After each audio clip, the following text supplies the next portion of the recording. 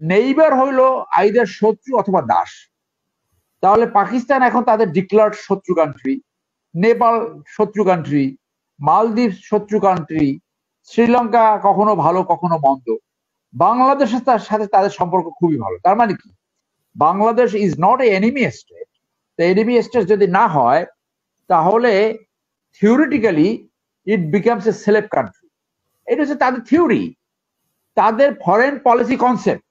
আজকে বাংলাদেশ বাদে কোনো প্রতিবেশী রাষ্ট্রের সাথে তার সম্পর্ক নাই। বাংলাদেশের শুধু সম্পর্ক রয়েছে তাদের আওয়ামী লীগের সাথে। সো এই এই আওয়ামী লীগের সাথে সম্পর্ক এইটা তো তারা অনেকবার প্রকাশ করছে। এই যে শ্রীরাদা, প্রফেসর শ্রীরাদা ইন্টারভিউ দিয়ে বলেছে এখানের ইন্ডিয়ান হাই কমিশনার আওয়ামী লীগের অফিসে যেয়ে বলছে আমাদের শুধু সম্পর্ক আছে এখানে আওয়ামী লীগের সাথে। আওয়ামী লীগের নেতারা বলতেছে স্বামী স্ত্রীর সম্পর্ক, আপনারা যেভাবে হোক আওয়ামী লীগকে আবার ক্ষমতা আসেন। এখানে তাদের নেতারা বলল ইন্ডিয়া আছে তো আমরা আছি। আজকে ভারত বিরোধীতে যারা বলেন আমি জনগণের সাথে কথা বলবো, আমি দেশের সাথে কথা বলবো, আপনি সেটাকে ভারত বিরোধীতে বলার কে? আপনি যদি ভারতের পাপেট না হন, আপনি বাংলাদেশের নাগরিকত্ব হোল্ড করছেন কিন্তু ভারতের পক্ষে কথা বলছেন, তাহলে তো আপনি নব্য রাজাকার। দেখুন, ইউরোপের রিলেশন যেটা বলেছে আনোয়ার ভাই, সেইটা বাংলাদেশ এবং ইন্ডিয়ার রিলেশন যায় না। বাংলাদেশ ইন্ডিয়ান রিলেশন বুঝতে হলে একটু ইতিহাস সম্বন্ধে একটু ধারণা থাকা দরকার। এই উপমহাদেশে প্রথম দিকে হিন্দুরা রুল করেছে 10ম সেঞ্চুরির আগে। 10ম সেঞ্চুরির পরে যখন ইখতিয়ার উদ্দিন মোহাম্মদ বখতিয়ার খলজি, মোহাম্মদ গড়ি মোগল সাম্রাজ্য আসছে, হিন্দুরা তখন থেকে মুসলমানদের উপরে গ্রিপ ছিল এবং তারা সুযোগ খুঁজতেছিল মুসলমানদের প্রতি প্রতিহিংসা পরায়ণ চরিত্রাত্ম করার জন্য। সেই সুযোগটা তারা পেয়েছে 1757-এ পলাশির যুদ্ধের মাধ্যমে, যখন সিরাজউদ্দৌলার পরাজয় হয়। এই কথা আমি অনেকবার বলছি, আবারও বারংবার এই কারণে বলি যারা নতুন যারা শুনে তাদের এটা জানা উচিত। আমি যেটা বলছি সেটা ঢাকা বিশ্ববিদ্যালয় আন্তর্জাতিক সম্পর্ক বিভাগের আমার সরাসরি টিচার ডক্টর ইমতিয়াজ আহমেদের, তার বইতে রিসার্চ করা আছে, রিসার্চের এটা তার তার ফাইন্ডিংস। তো সেইখানে 1947-এ যখন ভাগ হলো তখন একাধিক মুসলিম স্টেটস হওয়ার কথা ছিল লাহোর রেজলিউশন অনুযায়ী। একাধিক মুসলিম স্টেটস না হয়ে একটা মুসলিম স্টেট হলো দিদেন পাকিস্তান। সো এই পাকিস্তান যে সৃষ্টি হলো, এইটা একটা হিউজ ডিসক্রিমিনেশন ছিল, এইটা একটা হিউজ ডিসক্রিমিনেশন ছিল টুয়ার্ডস দা মুসলিম। যদি ইন্ডিয়ায় সেই সময় মুসলমান আর হিন্দুর সংখ্যা প্রায় 40% টু 45% টু 55% ছিল। এখনো যদি আপনি ইন্ডিয়া, বাংলাদেশ এবং পাকিস্তানের মুসলমানদেরকে যোগ করেন তাহলে সেই জনসংখ্যা দাঁড়ায় প্রায় 20 কোটি, 20 কোটি 40 কোটি, আর ইন্ডিয়াতে আছে 20 কোটি 60 কোটি। তাহলে ইন্ডিয়ান জনগণ যদি 120 কোটি হয় তাহলে হিন্দু জনসংখ্যা একটু বেশি। কিন্তু এই ইন্ডিয়ার ভিতরে শুধু হিন্দু না, এর ভিতরে আরো অনেক জাত এবং গোষ্ঠী রয়েছে। মারাঠা আছে, কর্ণাটক আছে, কাশ্মীর আছে, ইত্যাদি ইত্যাদি। তো সেই রিসার্চে বলা হয়েছে যে ইন্ডিয়ানরা বসেছিল কবে মুসলমানদের উপরে প্রতিহিংসা পরায়ণ চরিত্রার্থ করবে। সো যেভাবে উপমহাদেশ ভাগ হলো, 1971-এ যখন পাকিস্তান ভাগ হয়ে গেল, বাংলাদেশ যখন সৃষ্টি হলো, এই পাকিস্তান ভাগের জন্যই কিন্তু বাংলাদেশের স্বাধীনতা যুদ্ধে তারা সমর্থন দিয়েছে। এটা ছিল তাদের ফার্স্ট অবজেক্টিভ। কে বলেছে?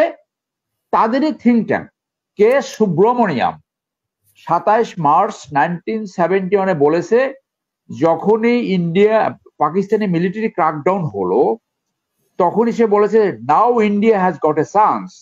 এখন ইন্ডিয়া একটা সুযোগ পেল এবং পাকিস্তান ভাগ করার এই সুযোগ মিস করলে 1000 বছরে এই সুযোগ তারা না পেতে পারে। তো এই হিস্ট্রিক্যাল প্রেক্ষাপটটা জানতে হবে বাংলাদেশের প্রত্যেকটা নাগরিককে, প্রত্যেকটা মুসলমানকে, যে ঐতিহাসিক ব্যাকগ্রাউন্ডটা কি।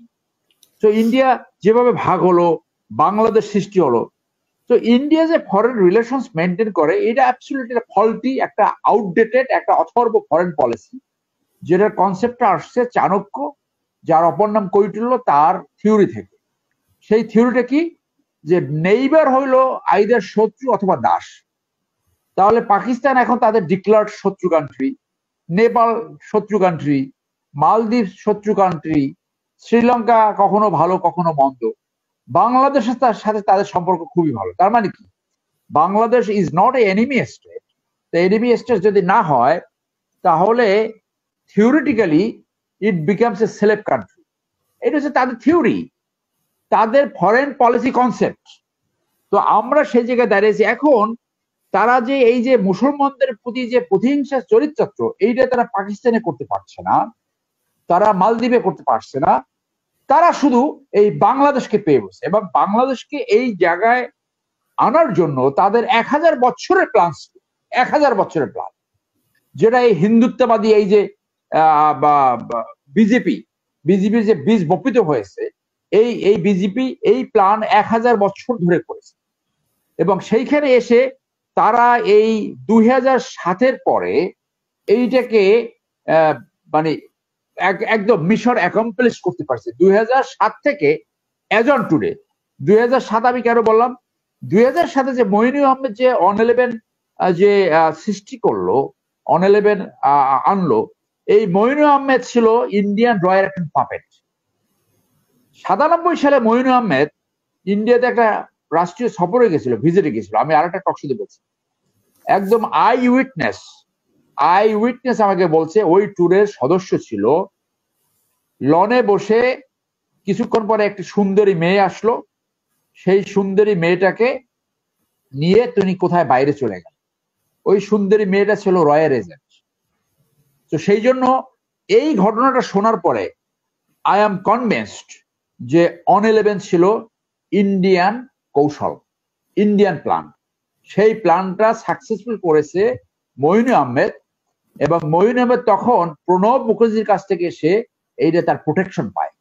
সে তখন আওয়ামী লীগকে বলল প্রোটেক্ট মঈনুল আহমেদ, যেটা কোয়ালিশন ইয়ার্স বইতে প্রণব মুখার্জি বলে গেছে। তো এই ঐতিহাসিক প্রেক্ষাপট আমাদের সবার জানা উচিত। সবাই হয়তো রিসোর্সের সাথে কানেক্টেড না, সবাই এগুলো জানে না, পড়ে না, বুঝে না, জানতে চায় না। এটা স্বাভাবিক, একটা দেশের মানুষ 95% থাকে আমি 2 বেলা খেতে চাই, পড়তে চাই, শান্তিপূর্ণভাবে ঘুমাতে চাই, আমার ছেলেমেয়েরা লেখাপড়া করবে, আমি শান্তি চাই। তো তারা এইগুলো খেয়াল করে না। কিন্তু যারা নীতি নির্ধারক, যারা বোঝার, তারা কিন্তু ঠিকই বোঝে। এই ইন্ডিয়া যে ডক্ট্রিন ফলো করে, ইন্দিরা ডক্ট্রিন, যেটাকে আদারওয়াইজ বলে ইন্ডিয়া ডক্ট্রিন, অর্থাৎ নেইবারদের সাথে তার বাইলেটারাল রিলেশনস হবে। তারা ইন্ডিয়া সবসময় কেয়ারফুল থাকে যাতে নেইবাররা গ্যাং আপ হতে না পারে। সো এতে তো গ্যাং আপ তো তাদের কারণে অটোমেটিক হয়ে যাবে। আজকে বাংলাদেশ বাদে কোনো প্রতিবেশী রাষ্ট্রের সাথে তার সম্পর্ক নাই। বাংলাদেশের শুধু সম্পর্ক রয়েছে তাদের আওয়ামী লীগের সাথে। সো এই আওয়ামী লীগের সাথে সম্পর্ক এইটা তো তারা অনেকবার প্রকাশ করছে। এই যে প্রফেসর শ্রীরাদা ইন্টারভিউ দিয়ে বলেছে, এখানের ইন্ডিয়ান হাই কমিশনার আওয়ামী লীগের অফিসে যেয়ে বলছে আমাদের শুধু সম্পর্ক আছে এখানে আওয়ামী লীগের সাথে। আওয়ামী লীগের নেতারা বলতেছে স্বামী স্ত্রীর সম্পর্ক, আপনারা যেভাবে হোক আওয়ামী লীগকে আবার ক্ষমতা আসেন। এখানে তাদের নেতারা বলল ইন্ডিয়া আছে তো আমরা আছি। তো এইগুলা বলার সাথে সেই জন্য বলে যে আজকে যে সরকারটা ইন্ডিয়া ইমপ্ল্যান্ট করেছে, যে সরকারটাকে বসিয়েছে, অন-11 দেন অনওয়ার্ডস, অন-11 পর থেকে এই সরকারটা তাদের ক্ষমতায় টিকে থাকার জন্য, অন-11 সরকার তাদের চামড়া বাঁচাবার জন্য এবং দেন আওয়ামী লীগ ক্ষমতায় থাকার জন্য আওয়ামী লীগকে ইন্ডিয়া জনগণ থেকে সম্পূর্ণ বিচ্ছিন্ন করে ফেলছে।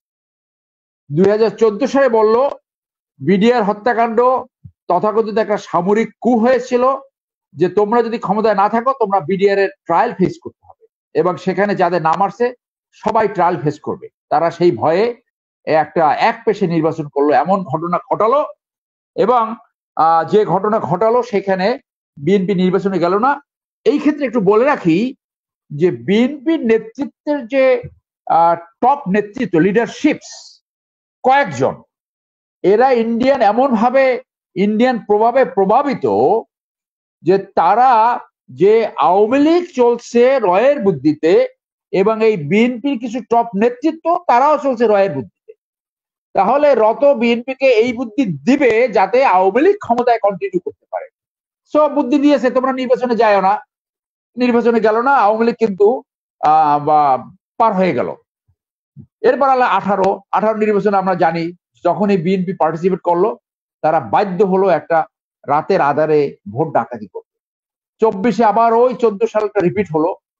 এখানে অনেকে বলে থাকে যে অনেক টাকা পয়সা লেনদেন হয়েছে। সেদিন মেজর আক্তারের একটা কথা শুনলাম যে কত টাকা লেনদেন হয়েছে বিএনপি নির্বাচন না আসার জন্য। এটা নিয়ে তো কোনো তদন্ত হয় না, কোনো রিসার্চ হয় না, বাংলাদেশের কোনো পত্রিকা এগুলা অনুসন্ধানী রিপোর্ট করে না। কারণ বাংলাদেশের যে মিডিয়া যারা ফোর্থ স্টেট তাদেরও 98% রয়ের প্রভাবে প্রভাবিত, ইন্ডিয়ান প্রভাবে প্রভাবিত। তাহলে বাংলাদেশের রাজনীতিতে হয়ে গেল A team, B team, C team, এবং যারা বাংলাদেশের স্বার্থে কথা বলবে সেই মিডিয়া তারা হইল রয়ের বি টিম, ডি টিম। তাহলে সবই কিন্তু এখন ইন্ডিয়ার স্বার্থ বজায় রাখার জন্য কম্পিটিশনে নেমেছে কে কার চেয়ে বেশি ইন্ডিয়ান স্বার্থ রক্ষা করতে পারে। যেটা আনোয়ার ভাই বলল সহযোগিতা, এই সহযোগিতাটা কি শুধু ভারতের স্বার্থে হবে না বাংলাদেশের জনগণের স্বার্থে হবে? বাংলাদেশের জনস্বার্থটা কোথায় রক্ষিত হয়েছে? আজকে ভারত বিরোধীতে যারা বলেন আমি জনগণের স্বার্থে কথা বলবো, আমি দেশের সাথে কথা বলবো, আপনি সেটাকে ভারত বিরোধীতে বলার কে? আপনি যদি ভারতের পাপেট না হন, আপনি বাংলাদেশের নাগরিকত্ব হোল্ড করছেন কিন্তু ভারতের পক্ষে কথা বলছেন, তাহলে তো আপনি নব্য রাজাকার। জনগণের সাথে কথা বলতে সেটা ভারত হবে কেন? তাহলে কেন সাহায্য করছে? কি সাহায্য করছে? এখন সেইখানে আসছি একটা, এই যে আপনার এখন পর্যন্ত এই যে 7টা সমঝোতা স্মারক অথবা চুক্তি করলো, এবং এর আগে 113টা চুক্তি করেছে, চুক্তি এবং সমঝোতা স্মারক 113 প্লাস এই 7 120টা করেছে। যেটা এই যে সংবিধান, এই সংবিধানের 145-এর কয়ে কি বলেছে আমি একটু পড়ে শোনাই।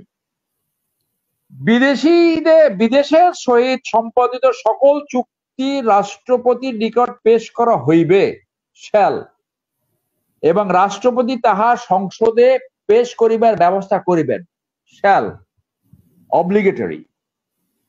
তবে শর্ত থাকে জাতীয় নিরাপত্তার সহিত সংশ্লিষ্ট কোনো চুক্তি থাকলে সেটা একটা ক্লোজ বৈঠক হবে। তো এই যে 120টা সমঝোতা স্মারক অথবা চুক্তি হলো, কয়টা নিয়ে পার্লামেন্টে উপস্থাপন করা হয়েছে? Who has given the authority two Awami League সংবিধানের এই প্রভিশন ভায়োলেট করার জন্য? আপনি তো কন্টিনিউয়াসলি এই প্রভিশন ভায়োলেট করছেন। কেন আপনি ভায়োলেট করেছেন? আপনি ভায়োলেট করছেন কারণ রাষ্ট্র ব্যক্তিতে রূপান্তর হয়েছে। তাহলে যে চুক্তি সম্বন্ধে আমরা জানি, পোর্ট নিয়ে চুক্তি হয়েছে, পোর্টে ইন্ডিয়ান শিপ আগে তার মাল খালাস করবে, বাংলাদেশে জাহাজ থাকলে তাকে সরিয়ে ইন্ডিয়ান শিপ, আশুগঞ্জ থেকে তারা ল্যান্ড ব্যবহার করবে, আশুগঞ্জ পোর্ট ব্যবহার করবে। একজন উপদেষ্টা বলে ফেললো ইন্ডিয়ার কাছে ট্যারিফ চাওয়া নাকি অভদ্রতা, এটা কি ওনার বাবার দেশ নাকি?